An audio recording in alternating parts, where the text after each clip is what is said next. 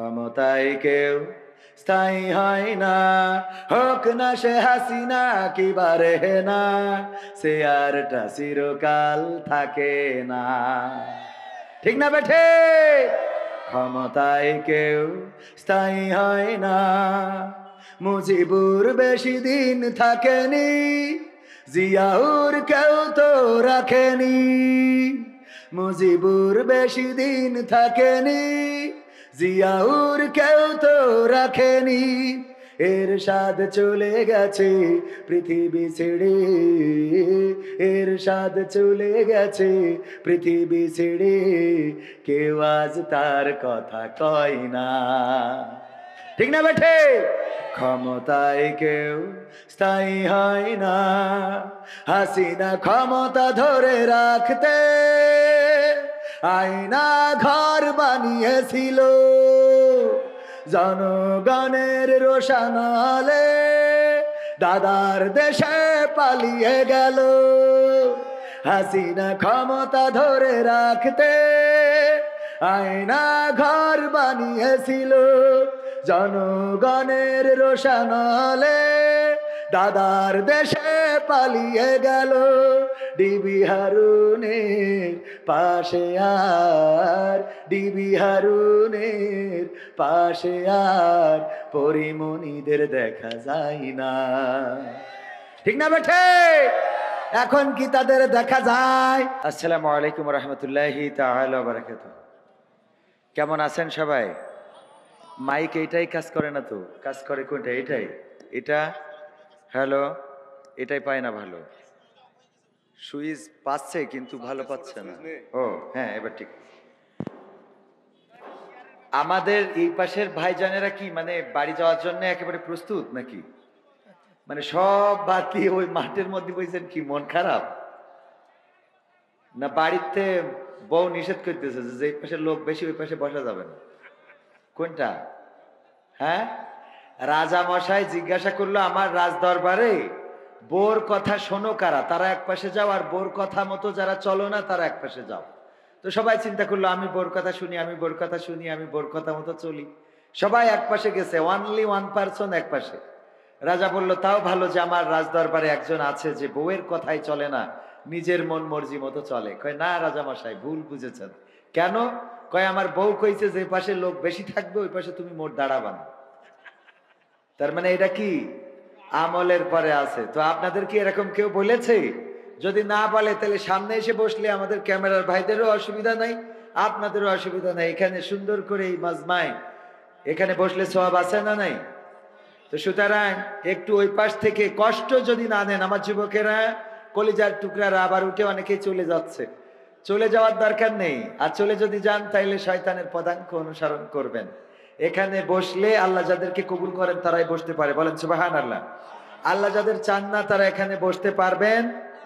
ইন্নাল হামদালিল্লাহি নাহমাদুহু ওয়া নাস্তাঈনুহু ওয়া নাস্তাগফিরুহু ওয়া নু'মিনু বিহি ওয়া নাতাওয়াক্কালু আলাইহি ওয়া নাউযু বিল্লাহি মিন শুরুরি আনফুসিনা ওয়া মিন সাইয়্যাতি আমালিনা।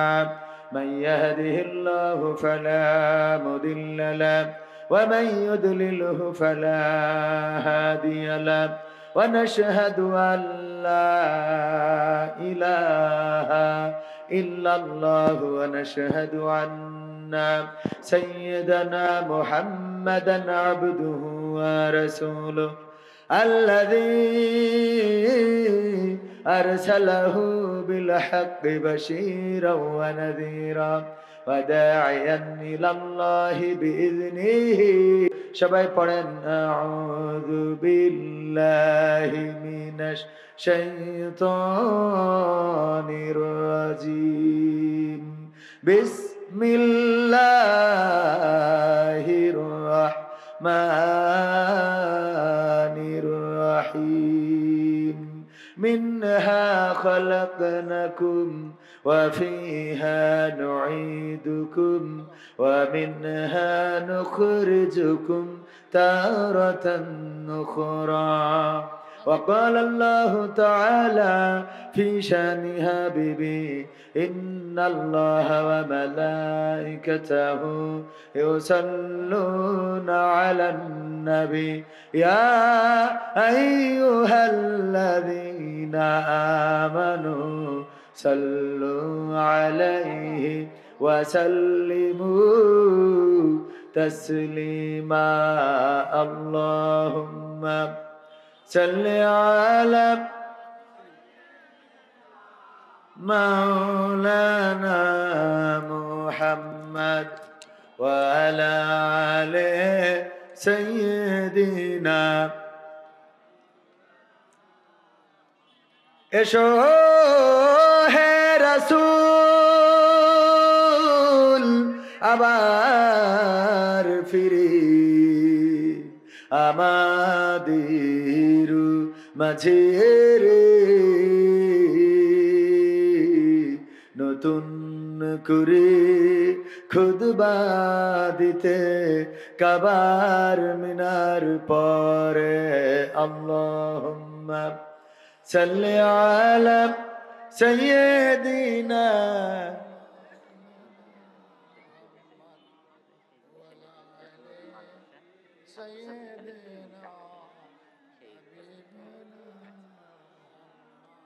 নবীর নামে দুরূদ শরীফ পড়িবে যে জন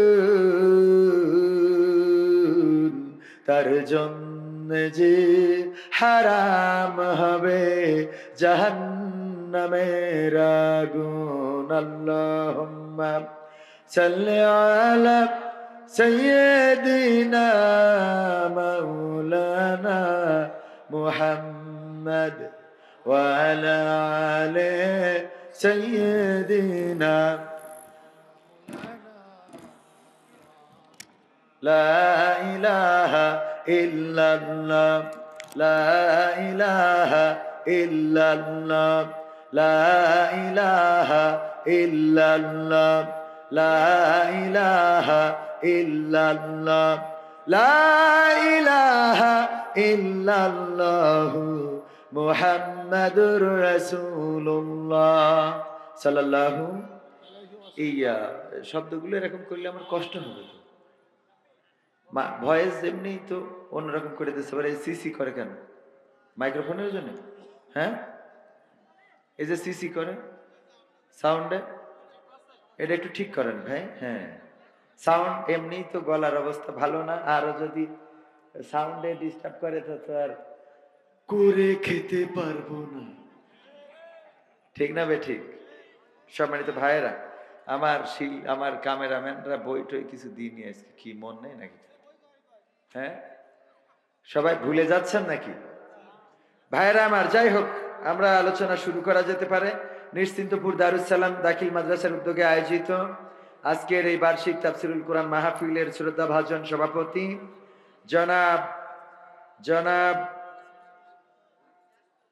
আবু জাফর সাহেব বিশিষ্ট সমাজ সেবক কেমন আছেন ও এই পাশে মাশাআল্লাহ বিশিষ্ট সমাজ সেবক জনাব আবু জাফর সাহেব এছাড়া বিশেষ অতিথি হিসাবে উপস্থিত আছেন জনাব আইনাল হোসেন বিশিষ্ট ব্যবসায়ী প্রধান অতিথি হিসাবে থাকার কথা জনাব আব্দুল গফুর টিটু তিনিও বিশিষ্ট এসেছেন মাশাআল্লাহ তিনিও বিশিষ্ট ব্যবসায়ী আল্লাহ রাব্বুল আলামিন আমাদের এই বিশিষ্ট ব্যবসায়ীদের ব্যবসায় বারাকা দান করুন বলেন আমিন এছাড়া আলোচনা করবেন আপনারা যার জন্য অপেক্ষমান আজকের মাহফিলের মধ্যমণি আমার প্রিয় ভাই প্রিয় উস্তাদ আন্তর্জাতিক খ্যাতি সম্পন্ন মুফাসসিরে কোরআন এবং ইসলামী সঙ্গীত শিল্পী হযরত মাওলানা ওয়াহিদুজ্জামান সেলিম সাহেব আমরা বিকালেও একসাথে ছিলাম উনি যথাসময়ে স্টেজে আসবেন এবং আলোচনা করবেন ইনশাআল্লাহ এছাড়া স্টেজে আরো গণ্যমান্য ব্যক্তিবর্গ আছেন বিশেষ করে আমার প্রতিষ্ঠান আমি যেখানে পড়াশোনা করেছি পাল্লা মুকামতলা দাখিল মাদ্রাসার শিক্ষক এবং অপরদিকে আমার মামাও হন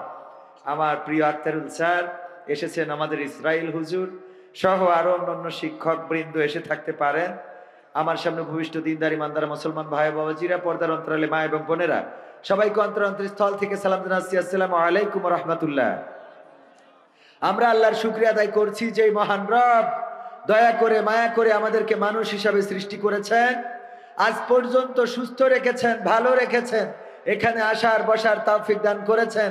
সেই রবের শুকরিয়া আদায় করে সবাই পড়ছি আলহামদুলিল্লাহ। আল্লাহর শুকরিয়া আদায় করলে কি আমাদের নিয়ামত কমে না বাড়ে? কমে না বাড়ে? তাহলে চিৎকার করে বলেন আলহামদুলিল্লাহ। আল্লাহর শুকরিয়া আদায় করতে যারা কার্পণ্য বোধ করে তাদের নিয়ামত সংকুচিত হয়ে যায়। আর যারা শুকরিয়া আদায় করে, বিপদে পড়েও মুসিবতে পড়েও যদি শুকরিয়া আদায় করে, আল্লাহ রাব্বুল আলামিন তার উপরে রহম, খাস রহম ঢেলে দেন। বলেন আমিন।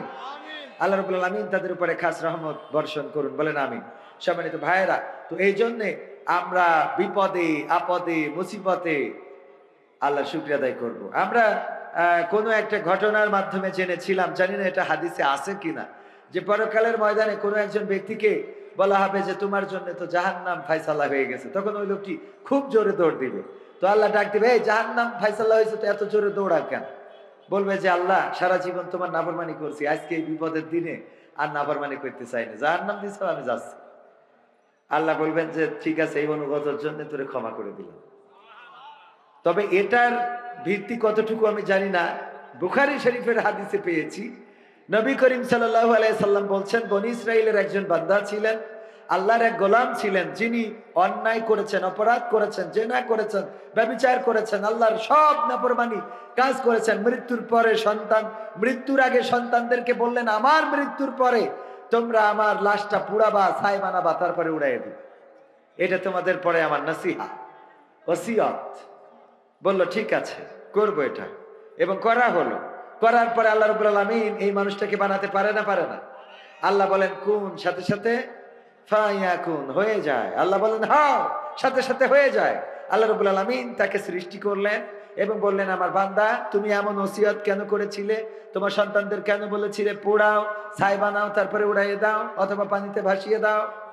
ও বললো, আল্লাহ তোমার নাফরমানি করেছি, গুনাহগার আমি, তোমার হুকুম আহকাম মানি নাই, জেনা করেছি, গুনাহ করেছি, ব্যভিচার করেছি, পরনিন্দা করেছি, পরচর্চা করেছি। আল্লাহ এমন কোন খারাপ কাজ নাই যা করি নাই। আমি জানি আমার মৃত্যুর পরে তুমি আমারে ধরবা এবং তুমি আমারে ধরে শাস্তি দিবা। আল্লাহ তোমার ভয়ে, শুধু তোমার ভয়ে আমি আমার সন্তানদেরকে বলেছিলাম পোড়াও, ছাই বানাও, তারপরে উড়াই দাও, যেন তুমি আমার ধরতে না পারো। আল্লাহ তোমার ভয়ে এই কাজটা করেছি। আল্লাহ নবী সাল্লাল্লাহু আলাইহি সাল্লাম বলছেন, আল্লাহ বললেন এই ভয়টুকু থাকার জন্য আমি তোমার গোটা জীবন জিন্দেগির গুনাহ ক্ষমা করে দিলাম। সুবহানাল্লাহ বলবেন না? আল্লাহ রহমতটা কত বড়, আমাদেরকে বাঁচিয়ে রেখেছেন। যে সময় আমরা এখানে আছি, কত মানুষ হাসপাতালের বিছানায় আছে না নাই? কত মানুষ হাসপাতালে কাতরাচ্ছে। কয়দিন আগে মাওয়া টোল প্লাজায় আপনারা দেখেছেন এক্সপ্রেস ওয়েতে কিভাবে একটা পরিবার শেষ হয়ে গেল। কলিজার টুকরা সন্তান 7 বছর বয়স বলল যে বাবা আজকের টোলটা আমি পে করব, আমার কাছে টাকা দাও। 7 বছর বয়স, বাবা রয়েছে, সাথে মা রয়েছে, সন্তান। এই ছোট্ট সন্তান টোল প্লাজায় এসে বাবার কাছে আবদার জানিয়েছে, টোলের টাকাটা আমি পে করব, আমার কাছে টাকাটা দাও। টাকাটা দিয়েছে, পে করার আগেই পিছন থেকে এসে বাস একেবারে ডলে নিয়ে চলে গেছে। স্ত্রীটা চাকার সাথে আটকানো, আর সন্তানটার মাথার উপর দিয়ে টায়ার চলে গিয়েছে, চোখ দুটো বের হয়ে গিয়েছে। বাবা নিথর নিস্তব্ধ অবস্থায় খালি শুধু চেয়ে চেয়ে দেখেছে। আল্লাহ না করুন এমন পরিস্থিতি আমাদের হতে পারে না? পারে না? অনেকেই আমাকে বলে, কবির বিন সামাদ ভাই নিজে মাহফিল করেন, নিজেই গাড়ি চালান, নিজেই এইভাবে করেন, কোন দিন না জানি কাঁথে পড়ে থাকবেন। কইলাম আমি না হয় কাঁথে পড়লাম, আমার নিশ্চয়তা, আমার কাছে তো মোটামুটি আমার একটা কনফিডেন্স আছে। ভয় হলো অন্যদের নিয়ে, যে আমি তো চালাই ভালোভাবে, কিন্তু আমার যে মারবে সে তো ভালোভাবে চালাবে না। কথা কয় না? আমারে যদি কেউ মারে, এই লোকটা যদি ভালোভাবে না চালায়, তাইলে তো আমি যতই ভালো চালাই, টোল প্লাজায় তো দাঁড়িয়েছিল এই গাড়িটা, অন্য কোনো অপরাধ নেই, পরিবার শেষ হয়ে গেল। এরপরে দেখেন কাজাখিস্তানে বিমান বিধ্বস্ত হলো। যদিও দুর্ভাগ্য বলবো না, যে ভাগ্যক্রমে 28 জন মতো বেঁচে গেছে। কতজন বেঁচেছে? 28 জন মতো। বাকি 80-90 জন ইন্তেকাল করেছেন। তারা বিধ্বস্ত হওয়ার আগে আল্লাহর জিকির করছিল। এটা আমাদের চোখের সামনে পড়েছে না পড়ে নাই? এরপরে দক্ষিণ কোরিয়ায়, নাকি উত্তর কোরিয়ায়, দক্ষিণ কোরিয়ায় বিমান বিধ্বস্ত হলো। 181 জন, বিমান ক্রু সহ 181 জন তার মধ্যে 2 জন বেঁচে আছে, 179 জন সেখানেই পৃথিবী ছেড়ে চিরজনমের মতো বিদায় নিয়েছে। ভাইয়েরা আমার, এই জাতীয় মৃত্যু প্রতিদিন আমাদের সাথে ঘুরে বেড়ায় না বেড়ায় না? আমরা তো মৃত্যুর কাছ থেকে কিছু সময় ধার পেয়েছি। আল্লাহ বলছেন, আল্লাযী খালাকাল মাউতা ওয়াল হায়াতা লিয়াবলুয়াকুম আইয়ুকুম আহসানু আমালা ওয়া হুয়াল আজিজুল গফুর। আল্লাহ বলছেন, আমি সৃষ্টি করলাম মৃত্যু এবং সৃষ্টি করলাম জীবন, মাঝখানে তোমাদের একটু সময় দিয়েছি, স্পেস দিয়েছি। আমি দেখতে চাই কে আমলের প্রতিযোগিতায় এগিয়ে থাকে, আমলের প্রতিযোগিতায়। এবং আমি হলাম পরাক্রমশালী আবার ক্ষমাশীল, আমি ধরবো আবার ক্ষমাও করবো, এই ইখতিয়ার আছে কার? আল্লাহ চাইলে মারতেও পারেন, বাঁচাতেও পারেন। আল্লাহ যাকে চান তাকে মারেন, যাকে চান তাকে বাঁচান, যাকে চান তাকে সম্মানিত করেন, যাকে চান তাকে অপমানিত করেন। যে চাই ক্ষমতার চেয়ার ধরে থাকবে, আল্লাহ যদি চেয়ারটাই না রাখেন, পৃথিবীর কোনো শক্তি নাই সেই চেয়ারে তারে বসিয়ে রাখা যায়। 41 সালের আগে চেয়ার ছাড়বে না, কিন্তু 31 সাল আসার আগে আমার বুবু চলে গেল, বলেন ঠিক কিনা? وتعز من تشاء وتذل من تشاء। আল্লাহ যাকে চান তাকে সম্মান দান করেন, আর যাকে চান তাকে বেইজ্জতি করেন।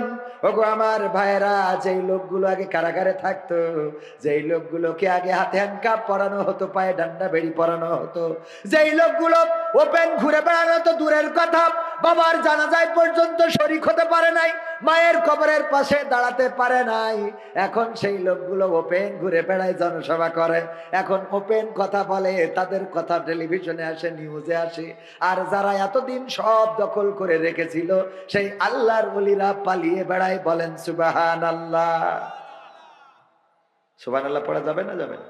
এটাই তো আল্লাহর খেলা। ফেরাউন চেয়েছিল ইব্রাহিমকে আগুনে পোড়াবে, চেয়েছিল না? চেয়েছিল কিনা? পোড়াতে কি পেরেছে? কেন পারে নাই? আল্লাহ রাব্বুল আলামিন রহম করেছেন। শুকরিয়া আদায় করেছিল কার? দেখেন, শুকরিয়া, আমি সেই শুকরিয়া নিয়ে আলোচনা করতেছি। শুকরিয়া আদায় করলে নিয়ামত কিভাবে পেয়ে যায়। ইব্রাহিম আলাইহিস সালাম মাকে বলল যে, আমাদের রব কে, আমাদের স্রষ্টা কে? বললো, আমাদের স্রষ্টা হলো তোমাদের বাবা। কয়, আমার বাবার স্রষ্টা কে? কয়, তোমার বাবার স্রষ্টা হলো যে আমরা যে দেবতাগুলোর পূজা করি, এই যে এইগুলো। বললো, ওর স্রষ্টা কে? কয়, ওর স্রষ্টা তোমার বাবা। তাইলে এটা কেমন হইলো? ওর স্রষ্টা বাবা, মানে ওর উপরে স্রষ্টা নাই, কিন্তু বানাইছে কে? তোমার বাবা।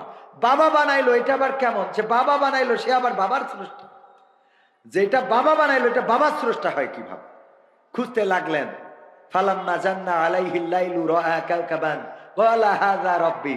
কত সুন্দর করে আল্লাহ রেকর্ড করে দিয়েছেন। এখানে 3-4টা আয়াত আল্লাহর কাছে। আল্লাহ রাব্বুল আলামিন বলছে যে, যখন কি করলো ইব্রাহিম আল্লাহকে খুঁজতে থাকলেন, তখন আকাশে একটা তারকা উদয় হতে দেখে বলল, এই তারাটাই হলো আমার রব, আমি এই রবকেই অনুসরণ করি। তারার দিকে অপলক দৃষ্টিতে তাকিয়ে আছে। হঠাৎ করে তারা অস্তমিত হয়ে গেল। ইব্রাহিম আলাইহিস সালাম বললেন, যা ডুবে যায় আমি তার প্রতি কখনো আসক্ত হতে পারি না, আমি তাকে রব মেনে নিতে পারি না। ফালাম্মা রাআল কমারা বাজিগান ক্বালা হাযা রাব্বি। হ্যাঁ, এভাবে পরের আয়াতে আল্লাহ রাব্বুল আলামিন আবার বলছেন, যখন দেখলেন যে সূর্য উদিত হয়েছে, তখন বললেন, এটাই আমার রব, এটাই আমার স্রষ্টা। আবার চন্দ্র, যখন চন্দ্র উদিত হয়েছে, এটাই আমার রব। যখন চন্দ্র আবার ম্লান হয়ে গেল, সকালে সূর্য উদিত হইলে চন্দ্রের আলো আস্তে করে হারিয়ে গেল, তখন বললো, না, এটা রব হইতে পারে না। সূর্য দেখে বলল, বলা কি বললো, ফালাম্মা রাআশ শামসা বাজিগাতান ক্বালা হাযা রাব্বি হাযা আকবার। হ্যাঁ, আল্লাহ রাব্বুল আলামিন রেকর্ড করে দিয়েছেন যে এবার যখন সূর্য উদিত হয়ে গেল, তখন বলল, এই সূর্যটাই আমার রব, এটা হলো আরো বড়, তারার চেয়ে চাঁদ বড় ছিল, চাঁদের চেয়ে সূর্য বড়, সুতরাং এটা আমার রব। কিন্তু যখন সূর্য অস্তমিত হয়ে গেল, তখন কি বলল? তখন কি বলল? সবার মুখস্থ আছে, এইটা অন্তত মুখস্থ আছে, ইন্নী ওয়াজ্জাহতু ওয়াজহিয়া লিল্লাযী ফাতারাস সামাওয়াতি ওয়াল আরদ হানিফান ওয়া মা আনা মিনাল মুশরিকিন। আমার ইব্রাহিম আলাইহিস সালাম বললেন, ওগো আল্লাহ, আমি এখন বুঝতে পেরেছি ওই তারা আমার রব নয়, ওই চন্দ্র আমার রব নাই, ওই সূর্য আমার রব নয়, আমার স্রষ্টা নয়, আমার আল্লাহ নয়। আমি আমার মুখটা ঘুরিয়ে দিলাম তার দিকে। এই আসমান জমিন যিনি সৃষ্টি করেছেন আর এর মধ্যে যা কিছু আছে সব কিছুর স্রষ্টা যিনি, আমি তার দিকে আমার মুখটা করে দিলাম। আমি ঘোষণা করে দিলাম আমি অন্য কোন মুশরিকদের দলের অন্তর্ভুক্ত নই। সুবহানাল্লাহ বলবেন না? মাথা নত করলেন কার কাছে? কার কাছে? আল্লাহর কাছে মাথা নত করে দিলেন, মুখটা ঘুরিয়ে দিলেন আল্লাহর কাছে। আগে আমরা এগুলো জায়নামাজের দোয়া হিসাবে পড়তাম, এখন তো এগুলো বেদাতে চলে গেছে। এখন এগুলো নাকি বেদাত। বেদাত বলতে বলতে দাঁত কোনটা খুঁজে পায় না। ভালো কাজ করলেই বেদাত, খারাপ কাজ করলে ওদের নিয়ে কোনো প্রশ্ন নেই। কথা কয় না? নামাজ পড়লে, নামাজ না পড়ে যে ওর কাছে কোনোদিন যাই দাঁড়াতে দেখলাম না। যে পড়ে ওর এসে বলে হাত কপালের পরে বাঁধ। ঠিক না বেঠিক? এক ইমাম সাহেব এক মসজিদে যেয়ে বুঝতে পারলো যে এখানে যখন পাওয়ারে আসে, একবার আহলে হাদিস যারা ওরা পাওয়ারে আসে, একবার মাযহাবপন্থী যারা তারা পাওয়ারে। মাযহাব আল্লাহ মাযহাব দুই দলের লড়াই চলে। যখন যারা পাওয়ারে আসে সেই দলের ইমাম থাকে, আর ওদের গোলমাল হয় হাত বাঁধা নিয়ে, আমিন জোরে বলা আস্তে বলা নিয়ে। ইমাম সাহেব বুঝে উনি যেয়ে নামাজে দাঁড়াইল, আল্লাহু আকবার, কপালের পরে হাত বাইতেছে। সবাই তো দেখি অবাক যে এতদিন তো তাও ইমাম যা রাখিছি উপর নিচে বাইর তো নাবির একটু উপরে উঠতো না, একটু নিচে নামতো, আজকে ডাইরেক্ট কপালের পরে উঠাই ফেলাইছে হাত। ইমামের নামাজ শেষে বলছে যে হুজুরে করলেন কি? কি করলাম? কপালের পরে হাত বাঁধলেন। এতদিন তো শুনেছি হয় নাবির উপরে, বুকের উপরে, নাই নাবির নিচে, কোনো না কোনো এক জায়গায় আছে, নাই হাত ছেড়ে দিয়ে। কিন্তু আল্লাহু আকবার বলি কপালে হাত বাঁধা তো কোনো হাদিসই পাইনি। কয় হাদিস লাগবে না, এখানে ইমামতি টিকা রাখার জন্য এটা করেছি। কারণ নাভির উপরে নিচে বাইরলে যদি ইমামতি চলে যায় তো কপালে বাঁধবো। আরো একটা কারণে কপালে বাঁধিছি, সেটা এই যে আমি এসে বুঝলাম যে আমাদের নাভির উপরে নিচে কোনো দোষ নেই, যত দোষ কপালের। যত দোষ কনের? তো কপাল ঠিক করে নি আগে। কি ঠিক করতে হবে? আগে কপাল ঠিক করা লাগবে। ওগো আমার ভাইয়েরা, ঐক্যবদ্ধতা ছাড়া এই দেশে শান্তি আসা সম্ভব? প্রশ্ন করেছে শায়েখের কাছে ডক্টর মিজানুর রহমান, আজহারির ওয়াজ শোনা যাবে কিনা। শায়েখ কত সুন্দর করে এই ব্যক্তিটার সম্বন্ধে নেগেটিভ কথা বলে দিলেন। আহা, আল্লাহর কাছে দায়ী থাকবেন। কার কাছে দায়ী? আল্লাহর কাছে দায়ী থাকবেন। ডক্টর মিজানুর রহমান আজহারি 3 তারিখে কোথায় আসবেন? কোথায় আসবেন? যশোরবাসী ধন্য। বাংলাদেশের গোটা তরুণ সমাজ নয়, বাংলাদেশের গোটা মুসলিম সমাজ, এমনকি অনেক হিন্দুরাও তার আলোচনা শোনেন।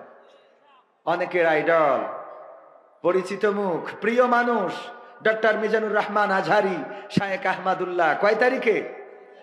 কয় তারিখে? সব মুখস্থ, আমি বলার আগেই তো আপনারা জানেন। 3 তারিখে আসবে।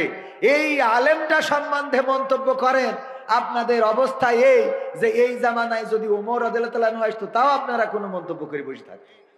ঠিক না ঠিক? সবকিছুতে ভুল খুঁজে পান। আপনারা বলেন ইমাম মানা যাবে না, যদি তাই না যায় তা শায়েখ মুজাফফর বিন মহসিন মাদানি সুদানি যা আছে একটারও মানা যাবে না। কথা কয় না? মানা যাবে? ইমাম যদি না মানা যায়, আমার যদি ইমাম আবু হানিফা, ইমাম শাফিঈ যদি না মানা যায়, তুমি যে হাদিস দেখাও সেই হাদিসও তো ইমাম বুখারী লিখেছে, ইমাম মুসলিম লিখেছে, ইমাম আবু দাউদ লিখেছে, ইমাম নাসাই লিখেছে, ইমাম তিরমিজি লিখেছে। সবগুলো ইমাম, ওই ইমামদের হাদিস নিয়ে তুমি দলিল দিয়ে বেড়াও। তুমি তো ইমাম 6টা মানো 4টে বাদ দিয়ে। কথা কয় না? 4টে বাদ দিয়ে কয়টা মানে? আমরা তো তাও কমের পরে আছি। আমরা কয়টার পরে? আর তোরা যে 6টা মানতেছিস।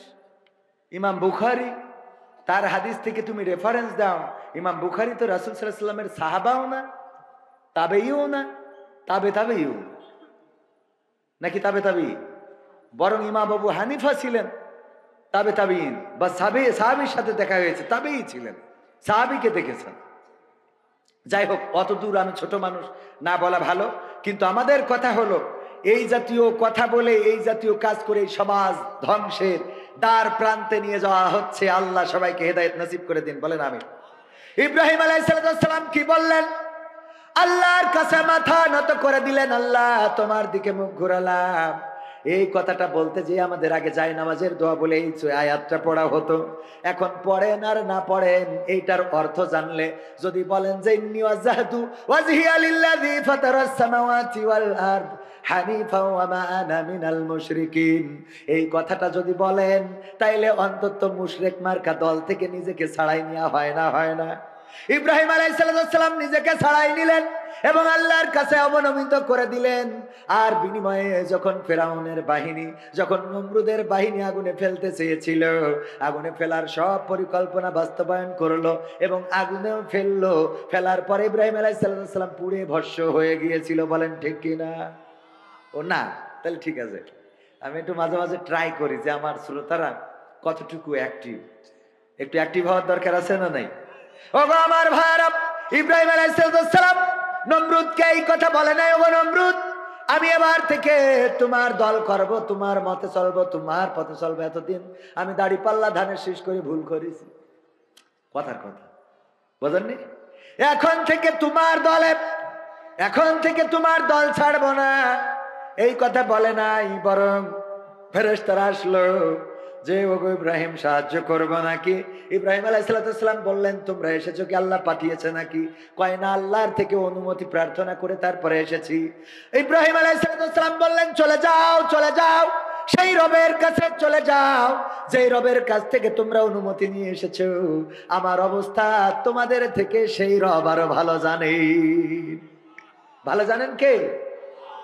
আল্লাহর শুকরিয়া আদায় করার কারণে, আল্লাহর কাছে নিজেকে নিবেদিত করার কারণে, আল্লাহর প্রতি অনুগত হওয়ার কারণে, ওই বিপদের মধ্যেও আল্লাহকে ভুলে না যাওয়ার কারণে আল্লাহ বললেন ইয়া নারু কুনি বারদাও ওয়া সালামান আলা ইব্রাহিম।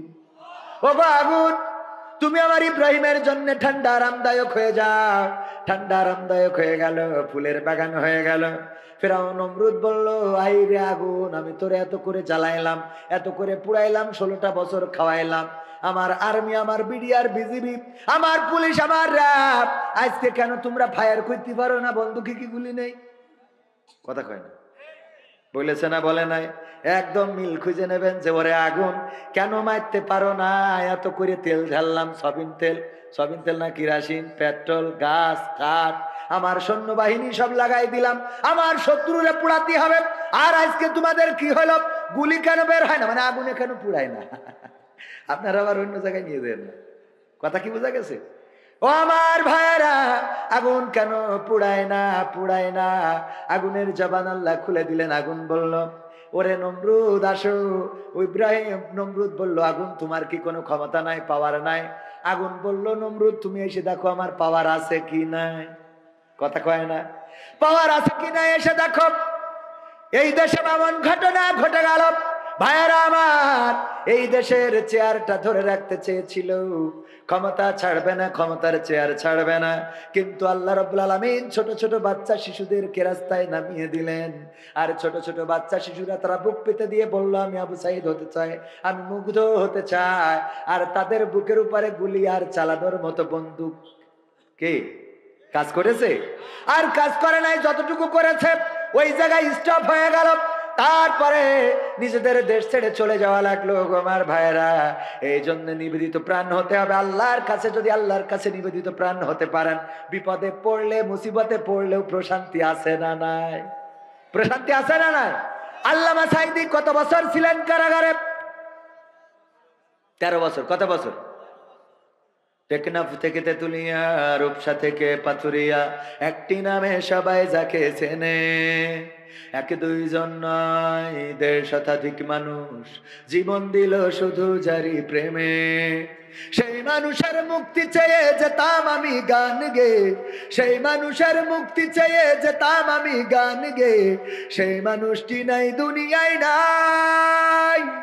আজ আর মুক্তি চাওয়ার নাই প্রয়োজন নাই রে, আজ আর আমার গানের নাই প্রয়োজন নাই, আজ আর মুক্তি চাওয়ার নাই প্রয়োজন নাই গো, আজ আর আমার গানের নাই প্রয়োজন নাই। আল কোরআনের মধুর বাণী বলতো সুরে সুরে, নবীর বাণী পৌঁছে দিত বিশ্বটাতে ঘুরে। আল কোরআনের মধুর বাণী বলতো সুরে সুরে, নবীর বাণী পৌঁছে দিত বিশ্বটাতে ঘুরে। তার মুখের এই বয়ান শুনে হতো মুসলমান, বুকের সাথে বুক মিলিয়ে ধন্য কত প্রাণ। সেই মানুষের মুক্তি চেয়ে যেতাম আমি গান গে, সেই মানুষের মুক্তি চেয়ে যেতাম আমি গান গে, সেই মানুষটি নাই দুনিয়ায় নাই।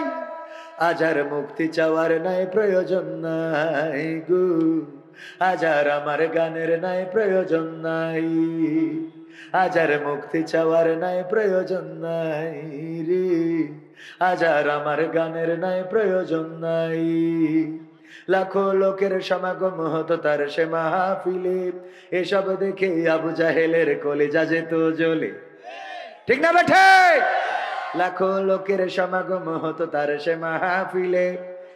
আজকে মিজানুর রহমান আজহারি ভাইয়ের মাহফিলে যে পরিমাণ লোক হচ্ছে, আল্লাহর ওলিরা থাকলে মাথা নষ্ট, মানে কাপড় নষ্ট করে ফেলত। ঠিক না বেঠিক? ঠিক না বেঠে? লোক অত পরিমাণ হইতো না, তাই দেশে থাকতে দেয় না। তাহলে এখন যে অবস্থা, এই লোক দেখার পরে মাথায় কাজ করতো, কথা কয় না। লাখো লোকের সমাগম হতো তার সে মাহফিলে, এসব দেখে আবু জাহেলের কলিজা যেত জ্বলে। সুরে সুরে তার কেটে যেত যে আধার আমানিশা, পথহারারা খুঁজে পেত সঠিক পথের দিশা। সেই মানুষের মুক্তি চেয়ে যেতাম আমি গান গে, সেই মানুষের মুক্তি চেয়ে যেতাম আমি গান গে, সেই মানুষটি নাই দুনিয়ায় নাই। আজ আর মুক্তি চাওয়ার নাই প্রয়োজন নাই রে, আজ আর আমার গানের নাই প্রয়োজন নাই, আজ আর মুক্তি চাওয়ার নাই প্রয়োজন নাই গো, আজ আর আমার গানের নাই প্রয়োজন নাই। এই মানুষটা কত বছর কারাগারে ছিল? 13টা বছর কারাগারে রইলেন। তারপরে জীবনের শেষ দিনটা যেদিন বের করে হাসপাতালে নিয়ে যাচ্ছিলেন, বলেন দেখি 13 বছর কারাগারে থাকার কারণে চেহারায় কোনো মলিনতা ছিল নাকি? চেহারার মধ্যে কোনো দুশ্চিন্তা ছিল নাকি? কোনো রোগগ্রস্ত এমন বোঝা গেছে নাকি? বরং সুস্থ মানুষটাকে কারাগার থেকে বের করে নিয়ে হাসপাতালে ইনজেকশন পুশ করে শহীদ করা হলো। ওগো আমার ভাইয়েরা, অথচ এখন যেসব আল্লাহর ওলিদের ধরা হচ্ছে, ধরার পরে চেহারা দেখে চিনা যায় না। ঠিক না বেঠে? আল্লাহর প্রতি তাদের এতটাই আস্থা ছিল যে বিপদে মুসিবতে ডেকেছেন কাকে? ডেকেছেন আল্লাহকে। আল্লাহ সব জায়গায় আছে না নাই? যদি কেউ ঘরের মধ্য থেকে আল্লাহকে ডাকেন, আল্লাহ আছে না নাই? যদি কেউ মাঠের মধ্য থেকে ডাকেন, তাও আল্লাহ ডাকের সাড়া দেন। যদি কেউ অন্ধকার থেকে ডাকেন, আল্লাহ সাড়া দেন। যদি কেউ দিনের আলোতে ডাকেন, তাও আল্লাহ সাড়া দেন। যদি কেউ একাকিত্বে ডাকেন, তাও আল্লাহ সাড়া দেন। যদি কেউ সব মানুষের মধ্য থেকে ডাকেন, তাও আল্লাহ সাড়া দেয় না? দেয় না? আল্লাহ সাড়া দিয়েছেন, তার প্রমাণ যখন ইউনূস আলাইহিস সালাম মাছের পেটের মধ্যে চলে গেল, আল্লাহর নবী বললেন, লা ইলাহা ইল্লা আনতা সুবহানাকা ইন্নী কুনতু মিনাজ জালিমিন। ডেকেছেন কাকে? বলেছেন কার সাথে? আল্লাহ রাব্বুল আলামিন ডাকে সাড়া দিয়েছেন না দেয় নাই? আল্লাহ রাব্বুল আলামিন সাড়া দিলেন। আল্লাহ বললেন, ওগো ইউনূস, তোমার ডাক তোমার মা শোনে নাই, তোমার বাবা শোনে নাই, তোমার গ্রামের মানুষ শোনে নাই, তোমার বন্ধুরা শোনে নাই। তুমি এমন সময় এমন জায়গা থেকে ডেকেছ, 3টা অন্ধকার ছিল। 1 ছিল রাতের অন্ধকার, 2 ছিল পানির অন্ধকার, এবং 3 ছিল মাছের পেটের অন্ধকার। এই 3টা অন্ধকারের মধ্য থেকে যখন চিৎকার করে ডাক দিয়েছ আমি আল্লাহকে, পৃথিবীর কোন মানুষ তোমার কান্নার আওয়াজ শোনে নাই, তোমার কষ্টের কথা শোনে নাই। আমি আল্লাহর শাজিম থেকে শুনলাম, আর তোমার ডাকে সাড়া দিলাম। আমি মাছের পেটের মধ্যে যন্ত্রণা বাড়িয়ে দিলাম, মাছের পেটের মধ্যে জ্বালা যন্ত্রণা বেড়ে গেল, আর ওই মাছ তোমার নিরাপদ গন্তব্যে আবার রেখে আসলো। বলেন সুবহানাল্লাহ। তুর পাহাড় পুড়ে গিয়েছে, মুসা আলাইহিস সালাম পড়ে নাই, এখন আমরা সুরমা হিসেবে ব্যবহার করি। আল্লাহর নূর প্রদর্শন করেছিলেন। আল্লাহকে বললেন, আল্লাহ তোমাকে কি একটু দেখা যাবে? কেন না দেখে কি বিশ্বাস করে না? কয় করি, কিন্তু যদি একটু দেখাইতে তাইলে ভালো লাগতো, যদি একটু দেখাইতে। আল্লাহ নূরের ঝুলকানি ঝলকানি দিয়েছেন, আর তাতে করে নূরের ঝলকে তুর পাহাড় পুড়ে গিয়েছে। মুসা আলাইহিস সালাম পড়ে নাই, বলেন সুবহানাল্লাহ। যখন কুষ্ঠরোগ হলো আইয়ুব আলাইহিস সালামের সমস্ত শরীরে ঘাম পোকায় ভরে গেল, সমস্ত শরীর পোকাগুলো কিলবিল কিলবিল করতে থাকলো। স্ত্রীরা সব চলে গেল রহিম আলাইহিস সালাম ছাড়া। শয়তানের সাথে আল্লাহ চ্যালেঞ্জ করেছিলেন, আল্লাহর সাথে শয়তান চ্যালেঞ্জ করেছিল, আল্লাহ তুমি যদি তোমার আইয়ুবকে কষ্ট দাও তাইলে তোমার জিকির করবে না, তোমার ডাকবে না, তোমার প্রশংসা করবে না। আল্লাহ রাব্বুল আলামিন বললেন ঠিক আছে, আমি আমার ইউনুসকে আমি পরীক্ষা করব। সন্তানগুলো মারা গেল, সম্পদগুলো কেড়ে নিলেন, ঘর বাড়ি সব ধ্বংস হয়ে গেল। তারপরেও আল্লাহর জিকির করে আইয়ুব আলাইহিস সালাম। আল্লাহ রাব্বুল আলামিন সমস্ত শরীরে ঘা দিলেন, ঘায়ের সাথে পোকা দিলেন, তারপরেও জিকির করে। শয়তানের বলে দেখ আমার বান্দা, আমার গোলাম, আমার আইয়ুব এখনো আমার নাম জপে। শয়তান বলল আল্লাহ তুমি যদি জিহ্বাতে দাও তাইলে রাগ করি আর তোমার নাম জপবে না। যখন জিহ্বার পরে ঘা হয়ে গেল, পোকাগুলো কিলবিল করতে থাকলো, আইয়ুব আলাইহিস সালাম বললেন আল্লাহ এতদিন তোমার কাছে অভিযোগ করি নাই, এতদিন তোমারে বলি নাই, এতদিন তোমার কাছে কোনো কমপ্লেইন করি নাই, কিন্তু আজকে তো আল্লাহ কমপ্লেইন না করে পারলাম না। ওগো আমার রব, তুমি আমার সন্তানগুলো কেড়ে নিয়েছো, আমার সম্পদ কেড়ে নিয়েছো, আমার বিবিদেরকে কেড়ে নিয়েছো, আমার ঘর বাড়ি ধ্বংস করে দিয়েছো, আমার এতে কোনো দুঃখ নাই। আমার সমস্ত শরীরে ঘা, সমস্ত শরীরে পোকা, তাও কোনো দুঃখ নাই।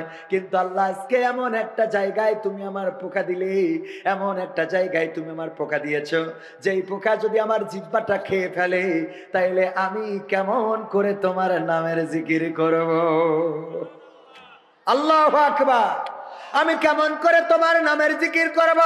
ওগো আল্লাহ তোমার জিকির করার তৌফিক দাও, সব ধ্বংস করে দাও, কিন্তু যেন তোমার জিহ্বা, তোমার দেওয়া জিহ্বা দিয়ে একটু আল্লাহ আল্লাহ বলে ডাকতে পারি, যেন সুবহানাল্লাহ বলতে পারি, যেন আলহামদুলিল্লাহ বলতে পারি। আল্লাহ রাব্বুল আলামিন শয়তানকে বললেন ওগো শয়তান, আমার আইয়ুবকে সব পরীক্ষা করা হয়ে গেল, তার জিহ্বায় পোকা দিলাম, সে আমার ডাকার জন্য জিহ্বাটাও ধ্বংস করে দিতে নিষেধ করে দিয়েছে। সুতরাং শয়তান তুমি হেরে গেছো, আমার বান্দা আমার জিকির করবে, আমার শুকরিয়া আদায় করবে, আমার প্রতি কৃতজ্ঞ থাকবে, এই হলো আমার বান্দা। বলেন সুবহানাল্লাহ।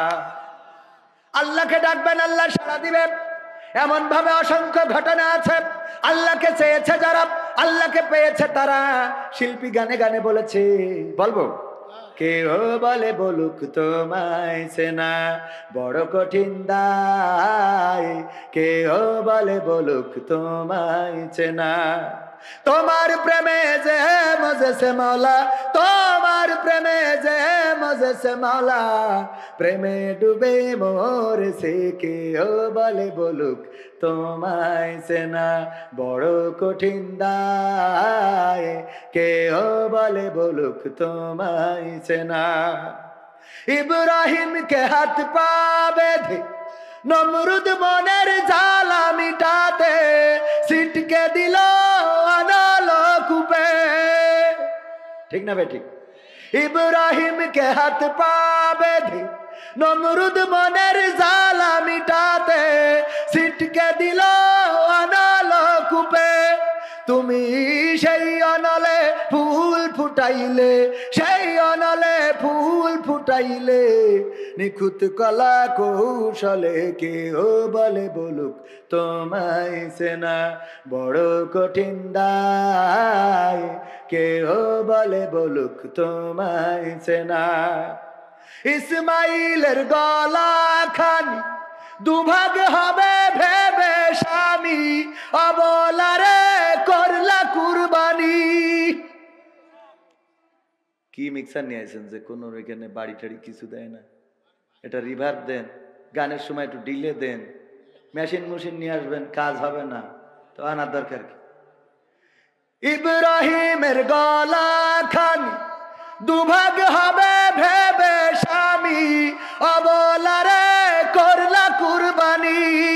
তুমি মুসাকে ছেড়ে তুর পুড়াইলে, মুসাকে ছেড়ে তুর পুড়াইলে নিখুঁত কলা কৌশলে কেউ বলে বলুক তোমায় সেনা বড় কঠিন দায়, কেউ বলে বলুক তোমায় সেনা।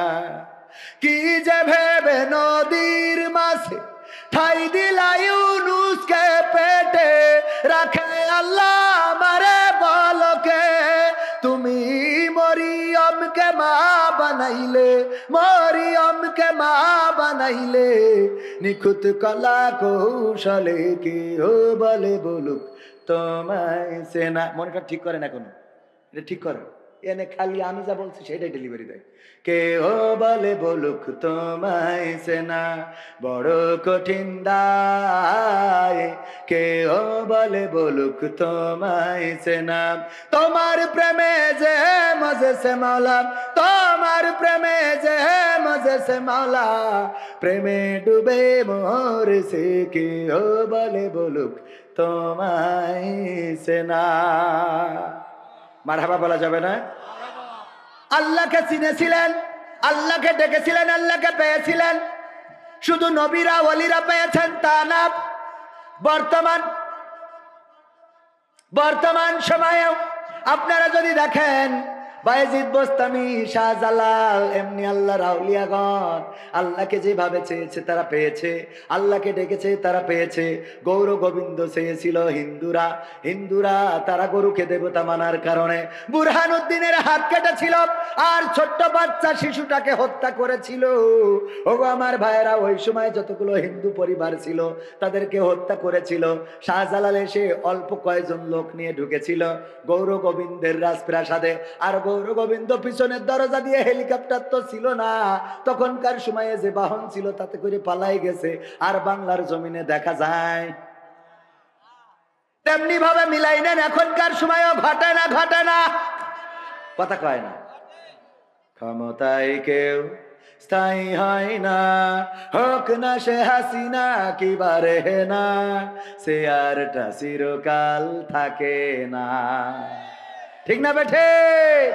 ক্ষমতায় কেউ স্থায়ী হয় না, মুজিবুর বেশি দিন থাকেনি, জিয়াউর কেউ তো রাখেনি, মুজিবুর বেশি দিন থাকেনি, জিয়াউর কেউ তো রাখেনি।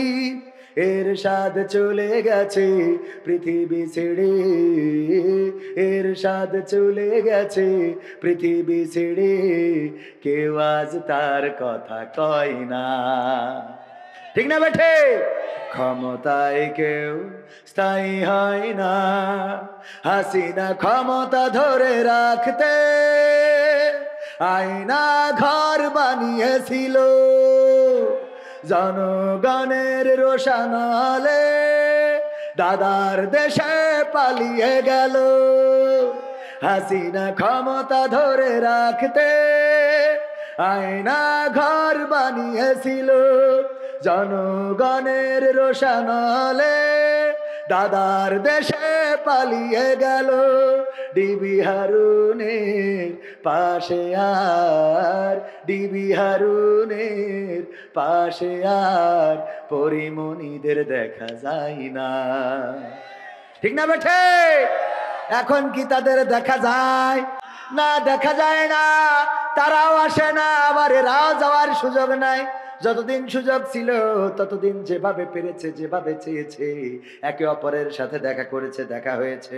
ওগো আমার ভাইয়েরা, এই বাংলার জমিনে জুলুম করে, নির্যাতন করে বাংলার জমিন শুধু নয় আল্লাহর জমিনে পার পাওয়া যাবে না।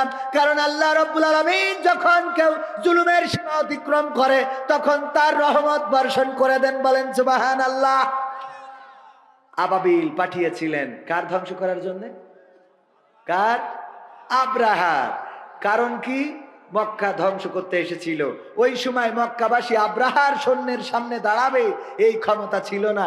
এই জন্য আব্দুল মুত্তালিব কাবার দরজায় হাত রেখে বলেছিল, ওগো কাবার মালিক, তোমার কাবা তুমি রক্ষা করো। আমার সেই ক্ষমতা নাই যে ক্ষমতা দিয়ে বাদশা আব্রাহার পাশে দাঁড়াবো, তার প্রতিবাদ করব। আল্লাহ রাব্বুল আলামিন রক্ষা করেছে না করে নাই? কি পাঠিয়েছিলেন? আবাবিল। বর্তমান সময়ে মনে করেন না যে শেখ হাসিনার কথা বলছি।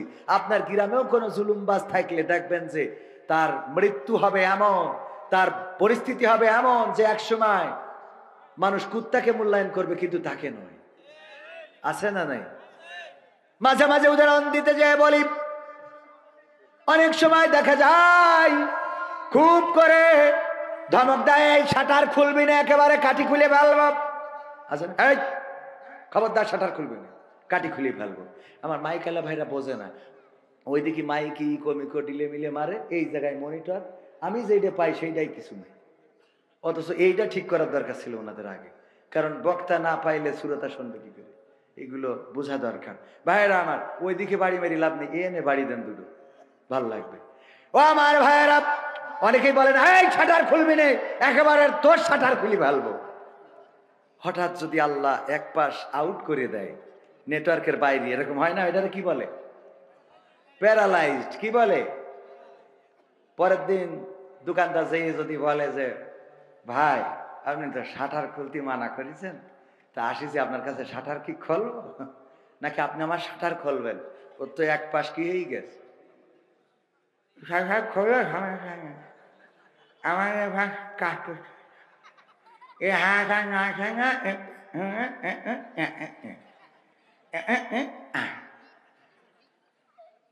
ঠিক না বে ঠিক?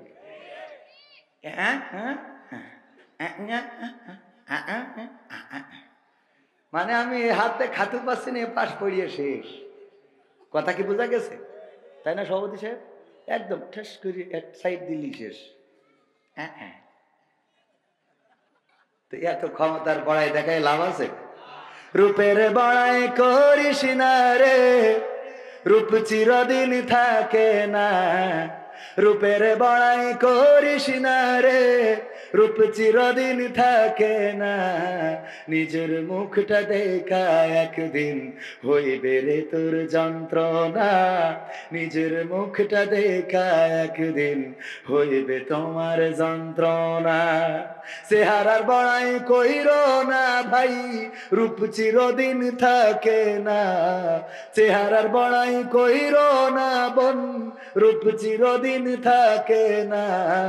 নিজের মুখটা দেখা একদিন হইবে রে তোর যন্ত্রণা। নিজের মুখটা দেখা একদিন হইবে রে তোর যন্ত্রণা।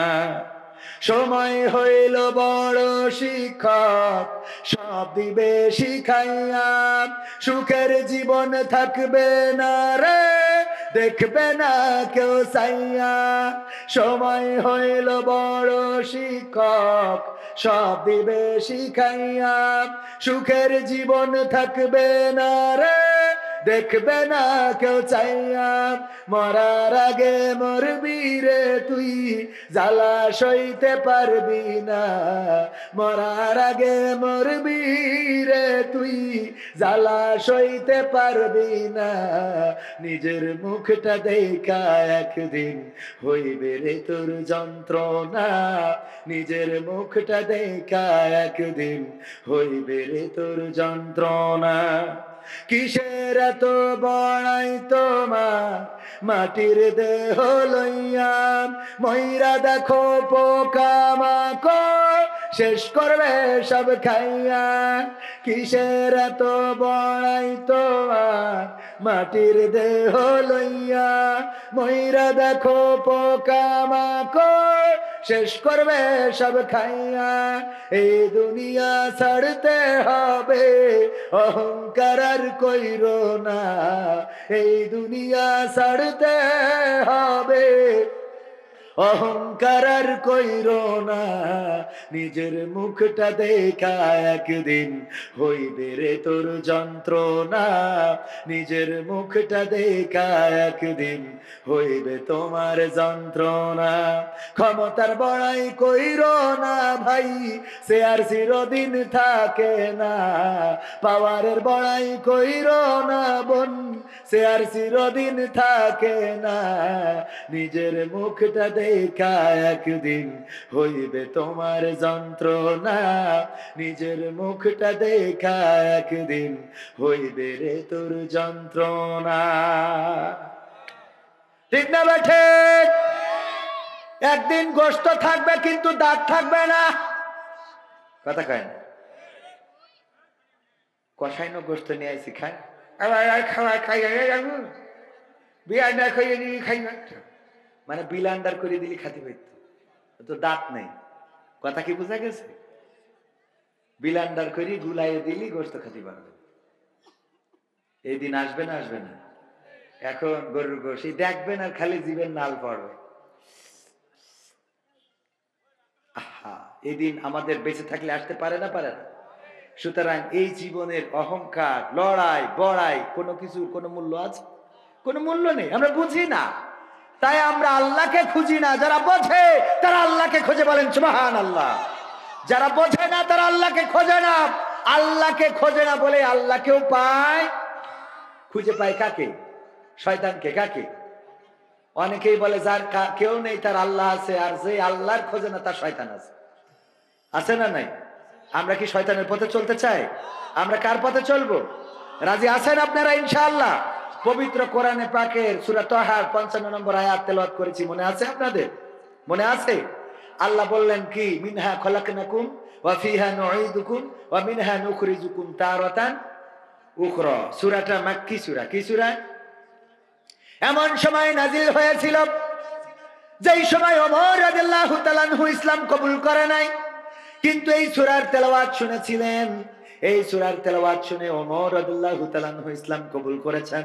ওগো আমার ভাইরা, এই সূরাটা তেলাওয়াত করেছিল ওমর রাদিয়াল্লাহু তাআলা আনহুর বোন ফাতেমা রাদিয়াল্লাহু তাআলা আনহা এবং তার ভগ্নিপতি, দুইজন মিলে এই আয়াত, এই কোরআন, এই সূরাটা তেলাওয়াত করেছিল, সূরা তাহা।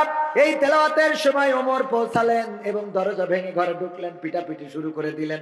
কারণ কি? কারণ হলো ওমর যাচ্ছিল নবী মুহাম্মাদের মাথা কাটতে। কার মাথা? কার মাথা?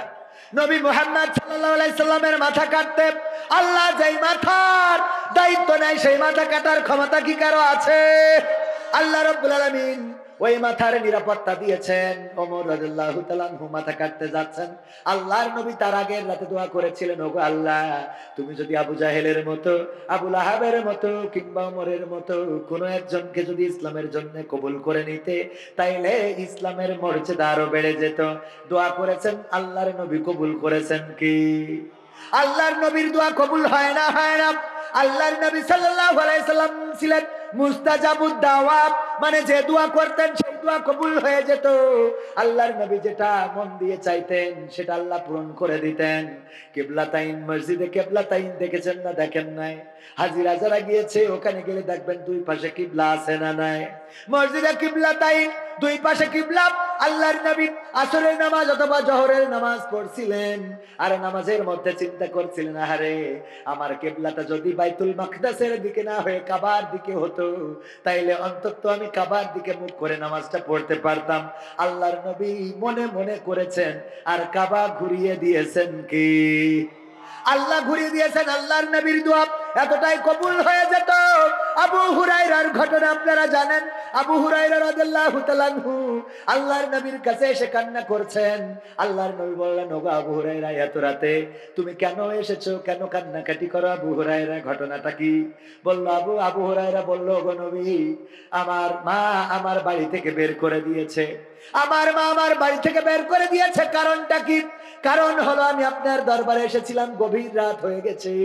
আপনার দরবার থেকে ফিরতে আমার মা মুশরিকা। আমার মা বলল, কোথায় গিয়েছিলে? আমি বললাম, নবী মুহাম্মাদের দরবারে গিয়েছিলাম। আমার মা এতটাই ক্ষিপ্ত হয়ে গেলেন, আমাকে মারধর করলেন, আমাকে পিটালেন। তারপরে বললেন, হয় নবী মুহাম্মাদের কদম ছাড়বি, না হইলে আমার বাড়ি ছাড়বি। আমি বললাম, ওগো মা, তোমার বাড়ি সহ গোটা দুনিয়া ছেড়ে দিতে পারি, কিন্তু নবী মুহাম্মাদের কদম ছেড়ে দিতে পারি না। বলেন সুবহানাল্লাহ। গোটা দুনিয়া ছেড়ে দিতে পারি, গোটা দুনিয়া ছেড়ে দেব,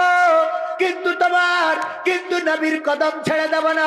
কত সাহাবী ছিলেন আল্লাহর নবীর প্রতি এমন নিবেদিত প্রাণ। আব্দুল উজ্জা ওরফে আব্দুল্লাহ জুলবাজাদাইন, তার ঘটনা অনেকেই জানেন। চাচাকে বললেন, ওগো চাচা, মদিনায় এসেছে মুহাম্মদ, তার সম্বন্ধে ধারণা কি? তার সম্বন্ধে শুনেছি সে নবী। বলল, চাচা, যদি তাই হয় তাইলে আমরা কি ইসলাম কবুল করতে পারি না?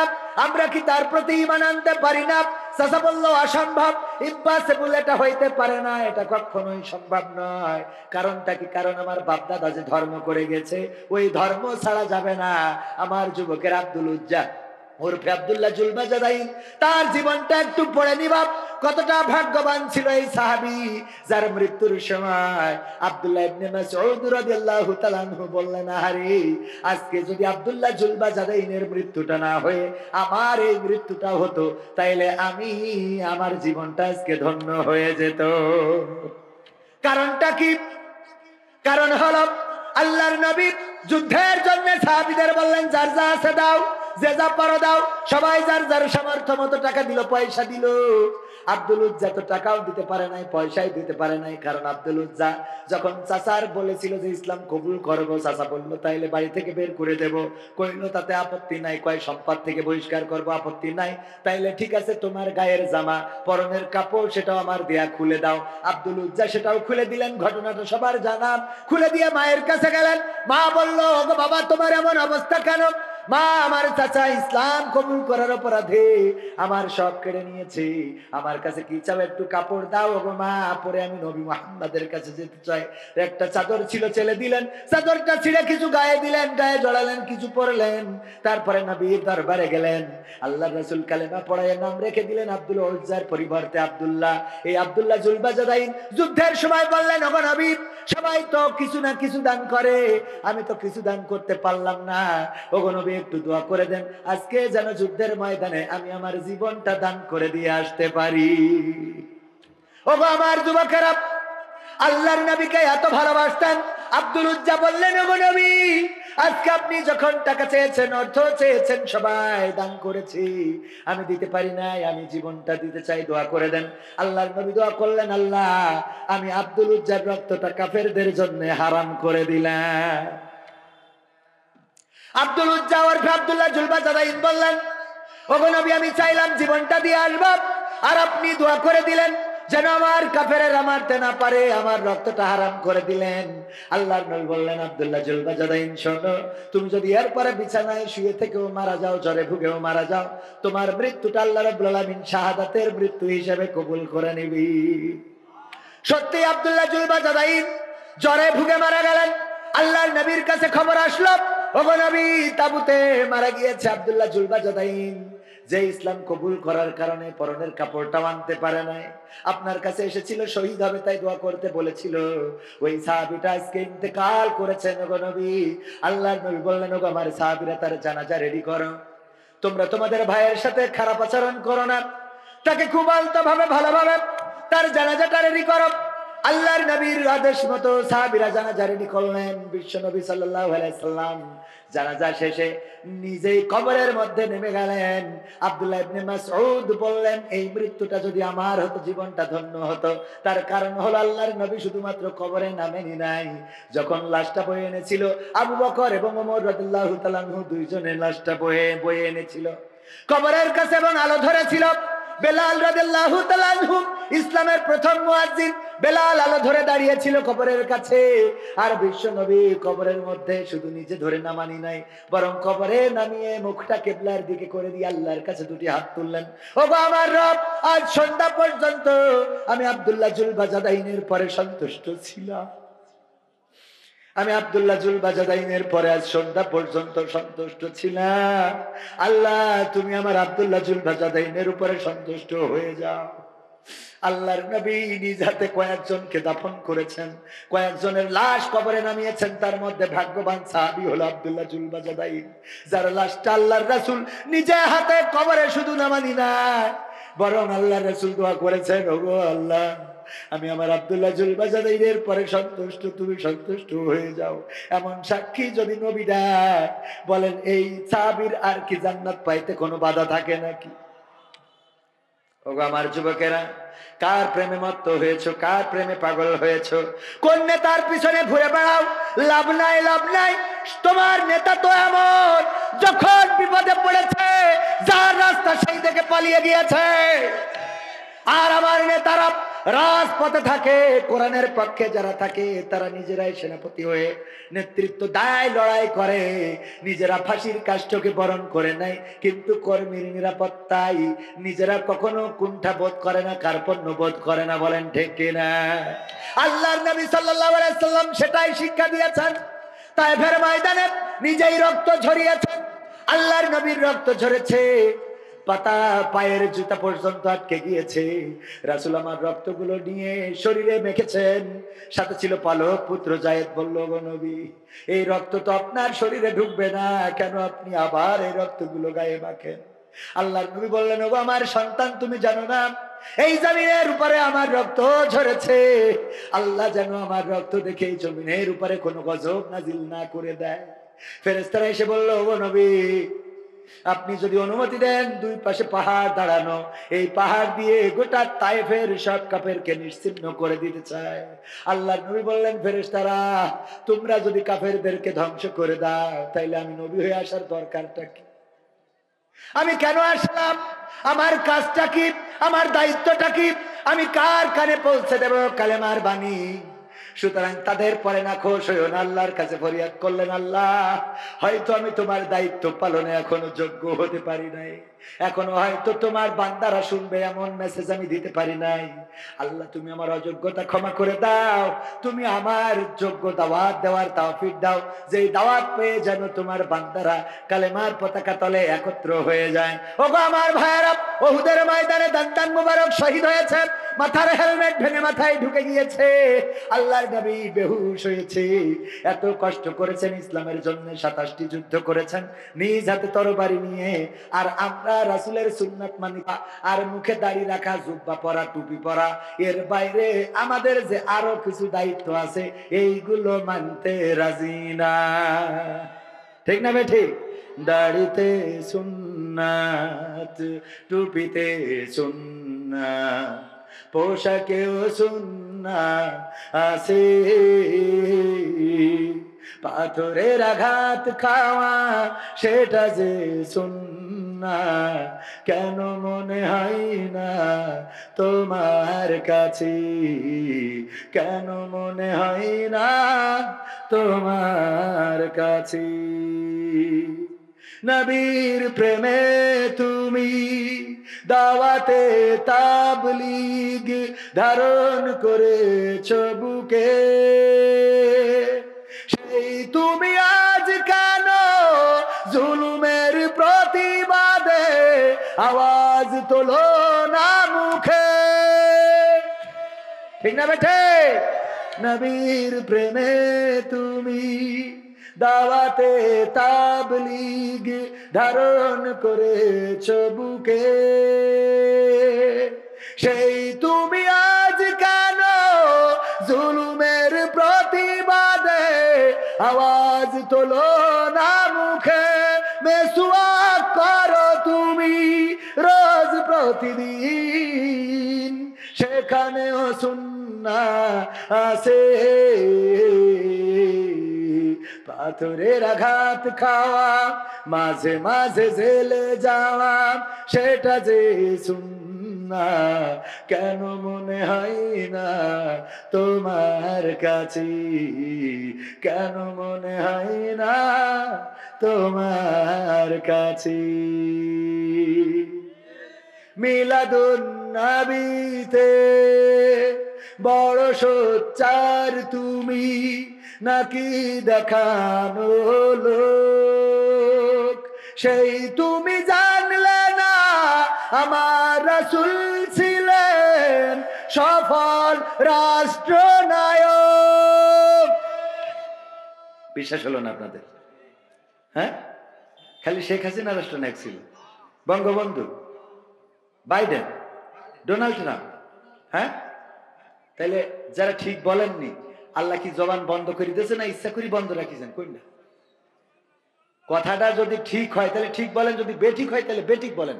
সামনে থাকতে হবে, প্রতিবাদ করতে হবে। হুজুর বললেই সুবহানাল্লাহ বলি, আলহামদুলিল্লাহ বলি চলে যাওয়া যাবে। হুজুর যদি বেঠিক বলে কি বলবেন? হুজুর এটা আপনি বেঠিক বলেছেন। আমি তো বড় হুজুর না, পরের দ্বার বলবো, যেটা আসতেছে ছোট মানুষ একটু ভুল হতেই পারে। ঠিক না? ঠিক না বেঠিক? আমার ভুল হলে কিছু মনে করতে না, এলাকাছে হ্যাঁ নিজেদের সন্তান। আমি আমার স্যারের জন্য আইছি না, এলাকায় দাওয়াত নিয়ে লোক আমি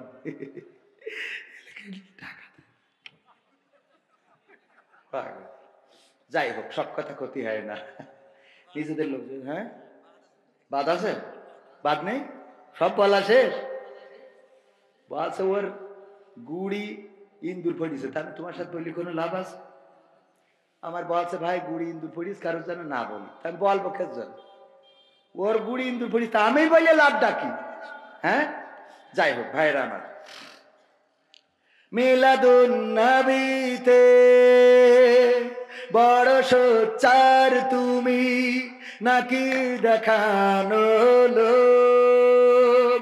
সেই তুমি জানলে না আমার রাসূল ছিলেন সফল রাষ্ট্রনায়ক। ওহুদের ময়দানে দাঁত ভাঙা ঘটনা তোমার কিতাবে কি আছে? পাথরের আঘাত খাওয়া, মাঝে মাঝে রিমান্ডে যাওয়া, সেটা যে সুন্নাহ কেন মনে হয় না তোমার কাছে? কেন মনে হয় না তোমার কাছে? ঠিক না বেঠে? যদি কেউ দাড়ি রাখে কেউ প্রতিবাদ করবে না, দাড়ি রাখা নিয়ে কেউ কমপ্লেইন করবে না। যদি কেউ টুপি পরে তাও কমপ্লেইন করবে না, জুব্বা পাগায় দেয় কমপ্লেইন করবে না। যদি কেউ খাওয়ার শেষে মিষ্টি খায় কিছু বলবে না, মেসওয়াক করে কিছু বলবে না। কিন্তু আমার নবীকে আল্লাহ রাব্বুল আলামিন পাঠালেন আর সূরা সফে বলে দিলেন, হুয়াল্লাযী আরসালা রাসূলাহু বিল হুদা ওয়া দীনিল হক লিইয়ুযহিরাহু আলাদ দীনি কুল্লিহি ওয়ালাউ কারিহাল মুশরিকুন। আমার আল্লাহর নবীকে আল্লাহ বললেন আমি রাসূলকে পাঠালাম। শুধু নবীকে বলেননি, এই কোরআন কিয়ামত পর্যন্ত থাকবে, আর কিয়ামত পর্যন্ত যারা আসবে তাদেরকে জানিয়ে দিলেন, শুনে নাও আমার বান্দারা, আমি রাসূলকে দিনে হক সত্য দিন সহকারে পাঠালাম এবং কি করলাম? হেদায়েত দিয়ে হেদায়েত সহকারে সত্য দিন সহকারে পাঠিয়ে দিলাম, যেন তিনি সব দলের উপরে, সব ধর্মের উপরে, সব মতের উপরে আমি আল্লাহর দিনকে বিজয়ী করে দেখায়। দায়িত্বটা দিয়েছেন কে? আল্লাহর দেওয়া দায়িত্ব। এবার দেখেন এই সমাজে নামাজ পড়তে বলা লোকের অভাব নাই, রোজা রাখতে বলা লোকের অভাব নাই, যাকাত দিতে বলা লোকের অভাব নাই, হজ করতে যাওয়া বলা লোকের অভাব নাই। কিন্তু আগামীকালকে 31st নাইট আসছে না? আসছে না? খেলা হবে, কুপাকুপি চলবে, এই ডিজে কে বাজিয়েছে? কালকে ডিজে কুপাকুপি আছে না নাই? এমন বাড়ি দেবে না গান শোনা যায় না কিছু শোনা যায়, ঘরের দেয়াল পর্যন্ত কেঁপে ওঠে। রাস্তা দিয়ে গাড়ি যখন নিয়ে যায় গাড়ির কাপা ভাইব্রেশন শুরু হয়ে যায়, এত জোরে পড়ি তুম তাম তুম তাম তুম তাম তুম তাম। আছে না নাই? এইগুলো 31st নাইটে যারা করবে, আপনি তো নামাজের আদেশ দেন, আপনি কোরআন শিখার আদেশ দেন, কোনো অসুবিধা নাই, অবশ্যই ভালো কাজ। এই ভালো কাজের পাশাপাশি খারাপ কাজে বাধা দিয়ারও তাগিদ আছে না নাই? তাইলে 31 তারিখ 31st নাইটে যারা ডিজে কুপাকুপি করবে ওইগুলো বন্ধ করার দরকার আছে না নাই? গ্রামের মুসল্লিরা নামাজ শেষে চলে যাবে, যেই গ্রামে ডিজে বাজতে পারে না, তোমার এই ডিজে বাজানোর অধিকার কে দিয়েছে? যদি তুমি বাজাও, বাজাতে পারো, তোমার ঘরে যাও, তোমার ঘরে যেয়ে বাজাও, তুমি শোনো, কোনো অসুবিধা নাই। কিন্তু গ্রামে মানুষের ঘুমকে অতিষ্ঠ করে 31st নাইট পালন করতে দেয়া যাবে? আর যে সব যুবকেরা পালন করে তাদেরকে বলতে চাই, ওগো যুবকেরা, একবারও কি চিন্তা হয় না তোমার জীবন থেকে একটা বছর হারিয়ে গেল, আগামী বছর আবার আর একটা নতুন বছর আসবে, কিন্তু সেই বছরটা হতে পারে এই এক বছরের মধ্যে তুমি কবর দেশের বাসিন্দা হয়ে যেতে পারো। ঠিক না বেঠে? ডিজে বাজানোর জন্য কারেন্টের তার লাগাতে যে কত শর্ট খেয়ে কারেন্ট শক খেয়ে মারা গেছে। আবার দেখা যায় ট্রাকের মধ্যে ওই যে স্পিকার তোলে, তারপর জেনারেটর লাগায়, স্টার্ট দিয়ে জেনারেটর লাগায়, তারপরে ওর পরে নাচানাচি শুরু করে দেয়। এই জাতীয় আল্লাহর ওলিরা দেখা যায় হঠাৎ করে ওই জেনারেটরের সার্কিট মার্কিট নষ্ট হয়ে হঠাৎ করে ওইখানে কারেন্ট শক খেয়ে মারা যায়। এমন ঘটনা ঘটে না, ঘটে না? ও আমার ভাইয়ারা, যেই ঘটনা ঘটতে ঘটতে মারা গেলে আমার আল্লাহ যদি বলেন তোর জীবনে সব বাদ দিলাম, মারা যাওয়ার সময় তোর ভালো কাজ কোনটা সেইটা দেখা, মারা যাওয়ার সময় তো ডিজে কুপাচ্ছিলেন, কথা কয় না। আল্লাহ যদি বলে তোর জীবনের শেষ রাতটা যদি ভালো হয় সব মাফ করে দেবো, কিন্তু শেষ রাতেও তো ফ্রি ফায়ার না মেরে ঘুমাননি। এরম যুবক আছে না নাই? শেষ রাতি বটতলায় যে এর মধ্যে তামাক ফেলাই দিয়েতে ডলিওর মধ্যে ভরে টেনিয়েছে, আছে না না? তোর শেষ রাতটাও গাঞ্জা টেনে গেছে, এরকম আছে না না? তোর শেষ রাতটাও গেল মানসির বেড়া ভেঙে। ও আমার বান্দা, শেষ রাতটাও যদি তোর ভালো হইতো তাইলে ক্ষমা করে দিতাম।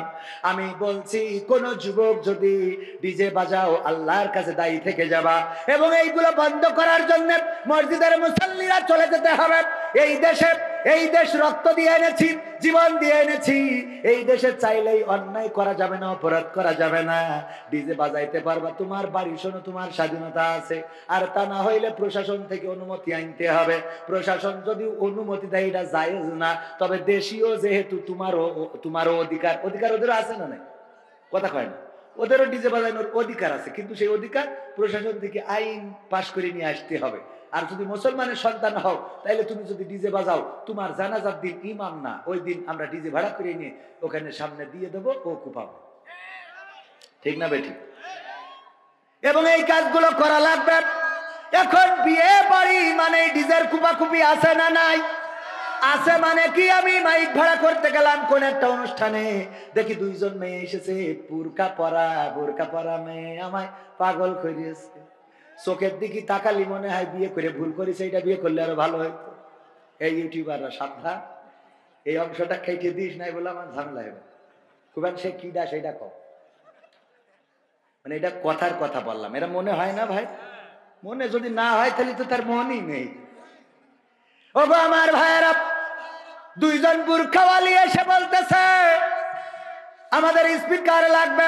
কি, কার বিয়ে, কি অনুষ্ঠানের জন্য? আমার অমুক চাচাতো বোনের বিয়ে, একটা স্পিকার লাগবে। কয় একটা কেন, দুইটা নেই? কয় একটাই। তাই অনুমতি দিচ্ছিল না, নাচর বান্দা হয়ে, তারপরে রাজি করাইছি। মেয়েরা এসে ডিজে কুপাকুপির জন্য ভাড়া করে, আমি সাক্ষী, আল্লাহ সাক্ষী যদি মিথ্যা বলে থাকি। কত বড় পরহেজগার, বুরকা পরে গেছে যেন সোয়াবও হয়। ডিজে ভাড়াভাড়ি করলো, হ্যাঁ হিজাব পরে, মাই গেল ভাই, ঠিক কথা, হিজাব পরি আল্লাহর ফেরেশতা। ও যুবকদের সব দেখায়, ফেসবুকে লিখেছি ওর নাম হইলো জান্নাতুল ফেরদাউস, অথচ সব খোলা শেষ। কথা কয় না? পুরো ফাইলে এমন পিকচার, মনে হয় জান্নাতেও হুরির দরকার নেই, এ হলেই হবে। ঠিক না বেঠে? এই জাতীয় শয়তান আছে না নাই? নিশ্চিন্ত পুরি নেই, এখানেও আছে। তাহলে তো এটা চিন্তার বিষয়। নিশ্চিন্ত পুরিও নিশ্চিন্তে থাকা যাচ্ছে। ও বাবা, এখানেও চিন্তার বিষয়। 31 নাইটে কত বলে রেখেছে, তুমি যদি আমার 31 তারিখে গদখালি না নিয়ে যাও তাইলে আমি প্রধান অতিথির ছেলের সাথে, আব্দুল গফুর টিটুর ছেলের সাথে চলে যাও।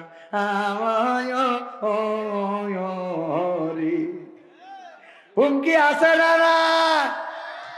ও না পেরে কলার খান্দি চুরি করে বেছে, তারপরে 3 পিস কিনে এনে ওরে নিয়ে গদখালি যায়, মালা কিনে দেয় মাথার পরে পরে, আর মোটর সাইকেলের পিছনে চড়ে ও গিয়ার মানে আছে না না? আরে বাবা, আমার এক বন্ধু বলল, কবির এত জোরে চালাইতে হবে কেন? আমি বললাম চালাবে না কেন? কয় চালাবে কেন এটা ক? বললাম পিছনে তো পাওয়ার ব্যাংক আছে, শ্বাস পূরণের ভয় নেই। পাওয়ার ব্যাংক আছে না না? পিছনে পাওয়ার ব্যাংক নিয়ে যখন গিয়ার মারে, ওরে বাবা বাবা রে।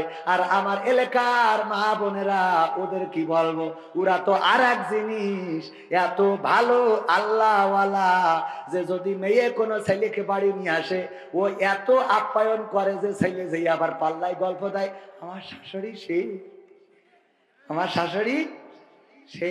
ওমা তুই কার সাথে করে নিয়ে আছিস? আল্লাহ আম্মা, আমার বয়ফ্রেন্ড, আজ 3 বছর ধরে লাইন মারতেছি। ও আব্বা ভালো আছে? আব্বা, ওরে সাদের আব্বা আছে না নাই?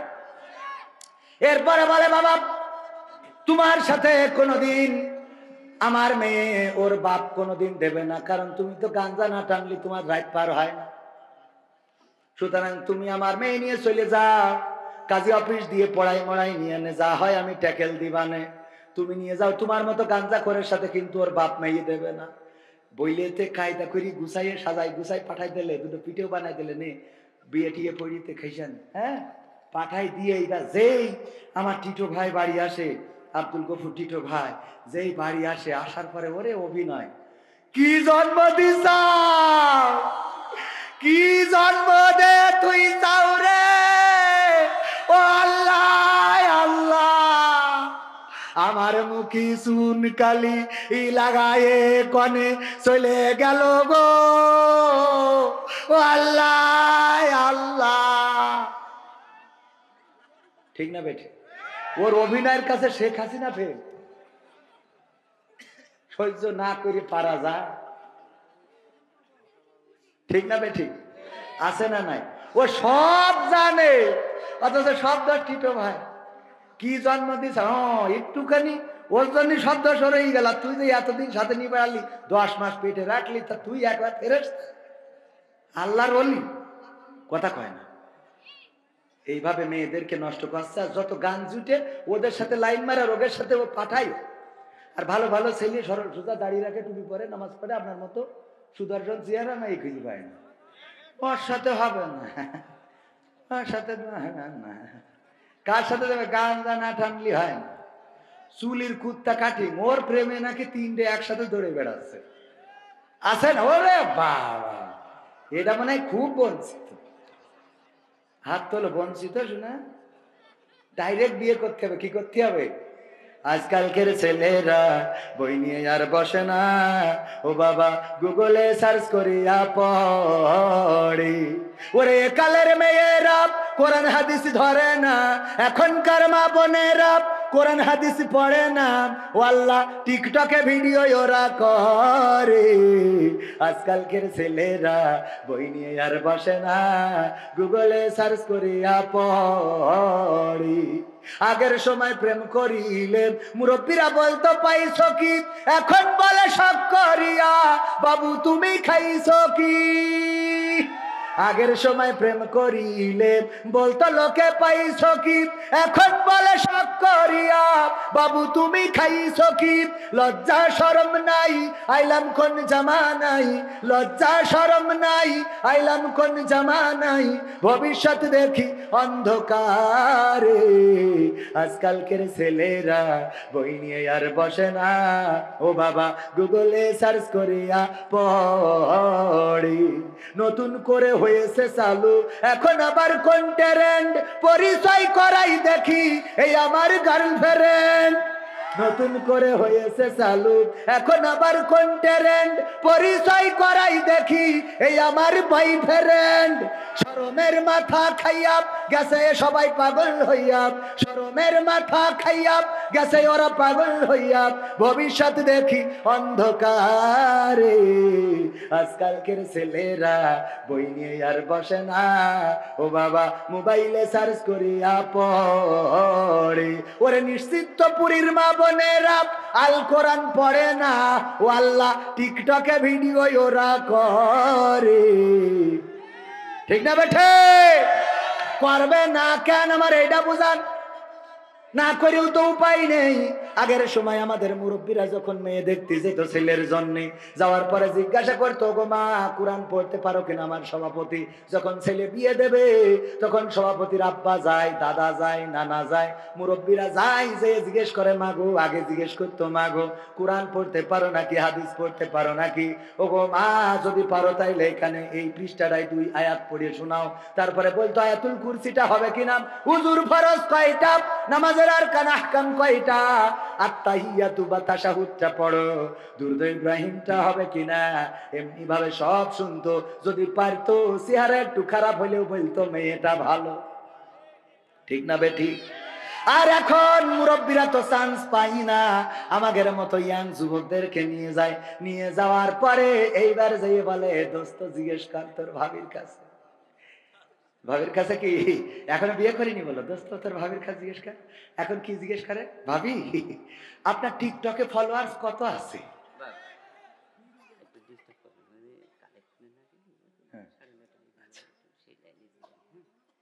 ভাইরা আমার,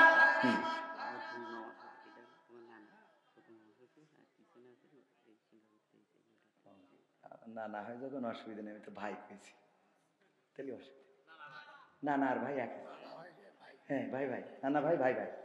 সেদিন এক হুজুর বলছে যে ভাই, না আমি বলি, আমাদের আব্দুল বাড়ি রশিদি ভাই, বজলুর রশিদ আঙ্কেলের দাওয়াত দিলাম আমাদের স্যারের মাহফিলের জন্য, কনে টাঙ্গাই। তা বলছে ভাই আমার শ্বশুর কবে পরে মরে, বৃদ্ধ হয়ে গেছে, তা যদি একটু স্যারের বলি একটু হেলিকপ্টারে করে নিয়ে যেয়ে দিতেন, তা একটু আমার শ্বশুরের একটু ভালো হইতো, একটু জীবনে একটু হেলিকপ্টারে চড়ার শর্টটা মিটে যেত। আপনারা তো দেখি হেলিকপ্টারে চড়ে ভিক্ষেও করেন, আছে না নাই? হেলিকপ্টারে চড়ে ভিক্ষেও করেন। তা ভাই একটু আমার শ্বশুর একটু যদি হেলিকপ্টারে করে যদি একটু নিয়ে যাই দিতেন তা ভালো হইতো। তা আমি বলছি, তা আমি বলি কই ঠিক আছে স্যার, যেহেতু অসুবিধা নেই করি দোবানে হেলিকপ্টারে করি। তা বলছে ভাই আর একটা কথা বলতাম যদি সাহস দেন। তা কি? তা বলছে শ্বশুরই তো নিয়ে যাবেন হেলিকপ্টারে করে, তা আমি তো তার একমাত্র জামাই, তা আমি আর আমার শ্বশুর 2 ভাই একটু যেতে চাচ্ছিলাম। বলছে হেলিকপ্টারে আমি আর আমার শ্বশুর 2 ভাই একটু যেতে চাচ্ছিলাম, যদি একটু লাইন করিয়ে দিতেন আমারও, তাহলে একটু জীবনে আমার একটু শখ পূরণ হইতো। মানে খুব মজার মানুষ বক্তারা, তো একটু মজা করে বললো আর কি। তো যাই হোক, আলহামদুলিল্লাহ 2 জনের জন্য হেলিকপ্টার পাস। ওই দিন হেলিকপ্টারে করে যাবে মাহফিলে। কবুল করার মালিক কে? হেলিকপ্টারে চড়াতে পারেন কে? আবার চাইলে ভ্যান চালাইও খাওয়া লাগতে পারে না? পারে না? আল্লাহ যাকে চান তাকে সম্মান দেন, যাকে চান তাকে বেইজ্জতি করেন। মা বোনেরাও এসেছেন, অনেক কথা বাকি, অনেক কথা বলতে ইচ্ছা করে। শুনতে রাজি আছেন আপনারা? শুনবেন? শোনা যাবে? শুনতে রাজি কারা কারা দেখতে চায়? নারায়ে তাকবীর, আল কোরআনের আলো, আল হাদিসের আলো, আমার নেতা তোমার নেতা, নারায়ে তাকবীর। আজকের মেসেজ হলো, ওগো আমার ভাইয়েরা, 31 নাইট আগামীকাল। 31 নাইটকে কেন্দ্র করে কোনো ডিজে বাজানো যাবে না। 31 নাইটকে কেন্দ্র করে কোনো অশ্লীলতা করা যাবে না। 31 নাইটকে কেন্দ্র করে মদের বোতলে চুমুক দেওয়া যাবে না। 31 নাইটকে কেন্দ্র করে কেউ গাঞ্জা টানা যাবে না। 31 নাইটকে কেন্দ্র করে আতশবাজি ফুটানো যাবে না। 31 নাইটকে কেন্দ্র করে হই হুল্লোড় আনন্দ করা যাবে না। বরং 31 নাইটকে মাথায় নিতে হবে, আমার জীবনের এই দিনটা শেষ দিন হয়ে যেতে পারে। এই বছরটা আমার জীবনে এসেছে, নতুন যে বছরটা আসলো এই বছরটা আর পার নাও হতে পারি। ঠিক না বেঠে? মৃত্যু তো বলে কয়ে আসে না। কখন মৃত্যুর ফেরেশতা আপনার দরজায় এসে কড়া নাড়বে আপনি জানেন না। মারা যাওয়ার পরে কোনো ভাষা থাকে না, বলার কিছু থাকে না, শুধু বলতে হয় দুয়ারে আয়েশা সে পালকি দে সাজাইয়া দে রে আমায়, দুয়ারে আয়েশা সে পালকি দে সাজাইয়া দে। বড়ই পাতার গরম পানির, বড়ই পাতার গরম পানির গোসল সায়রা দে, দুয়ারে আয়েশা সে পালকি দে সাজাইয়া দে রে আমায়, দুয়ারে আয়েশা সে পালকি দে সাজাইয়া দে আতর গোলাপ সুরমা মাখাও শেষবারের মতন আমার লাগি কি নানো ওই সাদা কাফন ওই সাদা কাফন আতর গোলাপ সুরমা মাখাও শেষবারের মতন আমার লাগি কি নানো ওই সাদা কাফন ওই সাদা কাফন কি আর হইব দেরি কইরা কি আর হইব দেরি কইরা বিদায় কইরা দে দুয়ারে আইসা সে পালকি দে সাজাইয়া দে রে আমায় দুয়ারে আইসা সে পালকি দে সাজাইয়া দে 3.5 হাত মাটির ঘরে রাইখায় আসো ভাই ও ঘর ছাড়া অন্য কোথাও যাবার উপায় নাই যাবার উপায় নাই 3.5 হাত মাটির ঘরে রাইখায় আসো ভাই ও ঘর ছাড়া অন্য কোথাও যাবার উপায় নাই যাবার উপায় নাই বাঁশের ছাউনি বিছাইয়া বাঁশের ছাউনি বিছাইয়া দাফন সায়রা দে দুয়ারে আইসা সে পালকি দে সাজাইয়া দে রে আমায় দুয়ারে আইসা সে পালকি দে সাজাইয়া দে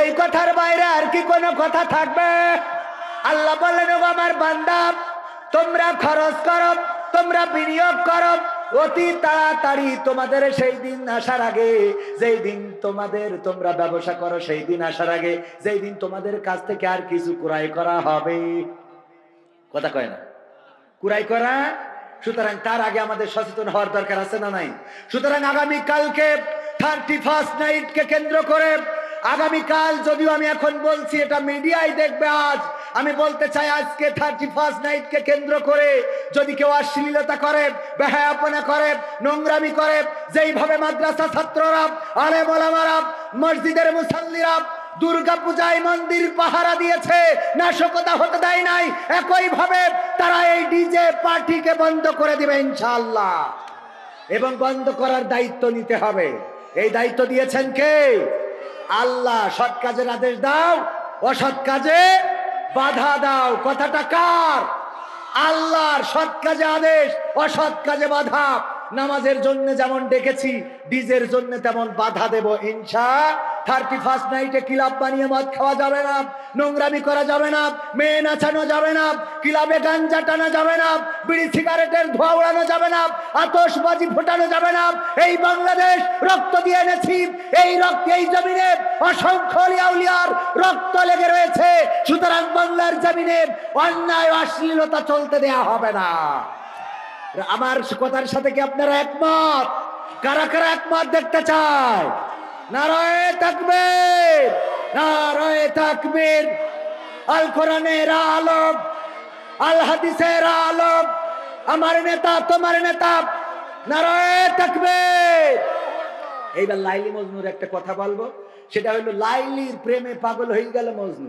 কি হইছে কিন্তু কোনোদিন একে অপরের দেখা হয় নাই মজনু চিন্তা করলো লাইলিরে দেখবো লাইলির বাড়ির গেটের সামনে যেয়ে বসে রয়েছে লাইলি এইটা শুনে প্রতিদিন গরুর দুধ দুয়ায়ে পাঠাই দেয় যে আমার মজনুরে খাওয়াও প্রতিদিন গরুর দুধ পাই এটা শুনে আমার ওই যে এই মিডিয়া কি আমাদের ভাই নাম কি যেন শুনে শাকিল ভাই আবার চিন্তা করলো মজনু যখন পাচ্ছে আমি পাবো না কেন আমার চেহারা কি খারাপ শাকিল ভাই আবার যেয়ে লাইন দিয়েছে যে আমি তালিকেন বসি ও বলছে আমি লাইলির প্রেমের পাগল এরপরে আমার তরিকুল ভাই সাক্ষীরা ইসলামিক সিটি ও বলছে ওরা পালি আমার স্বাস্থ্য কি খারাপ নাকি তো আমিও লাইন দিই ও যাই ওখানে বসেছে যে আমিও লাইলির পাগল এরপরে আবার এই করতে আমাদের আর এক মিডিয়া লিঙ্কন আমাদের আরিফ ভাই সব এক এক করি সব লাইন দিয়েছে আমাদের সবুজ ভাই যে সবাই দুধ পাচ্ছে এখন লাইলি প্রতিদিন ওর মজনুকে জন্য দুধ পাঠায় খাওয়াতি লোক এত বেড়ে গেছে লাইলির বান্ধবীরা বলছে আর তো সম্ভব না কেন তো বলছে আপনার মজনু কি সেই একটা দুটো